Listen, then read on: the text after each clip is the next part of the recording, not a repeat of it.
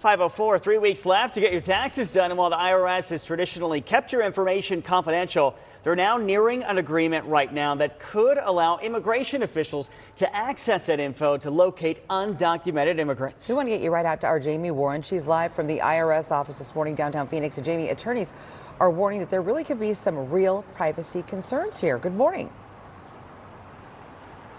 Good morning, Kaylee and Nick. Millions of American citizens file their taxes through the IRS every single year, submitting all of that personal information. Now, experts also say that undocumented immigrants are also encouraged to file their taxes, and many of them, in fact, do. That is where ICE is now coming in. So with this new administration and President Trump's promise to crack down on immigration, the Washington Post is reporting that the IRS and the Department of Homeland Security appear to be close to finalizing some sort of agreement. It would reportedly allow ICE to submit the names and addresses of people who they believe might be in the country illegally.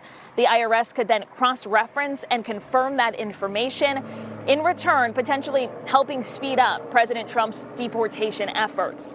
Now, supporters say that stronger policies on deportation is what the voters have asked for, but critics are arguing that this could endanger all private taxpayer information. You have an administration and a president that is strong in their conviction that they have a mandate from the voters to act. We're inevitably going to be encroaching on the taxes and the privacy of American citizens. Now, experts say that there are laws currently in place that usually do not allow the release of your confidential tax information to other agencies.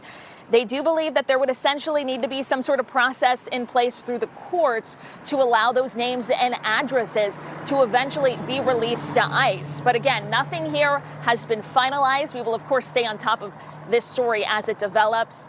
In the meantime, according to the Pew Research Center, Kaylee and Nick, there are about 250,000 undocumented immigrants currently living right here in Arizona. I'll send things back to you. Anytime you talk about the IRS, it makes your stomach turn a little bit because it can be nerve-wracking, right? So a lot of people are going to be watching this very closely, especially when it comes to concerns over privacy. Thank you, Jamie.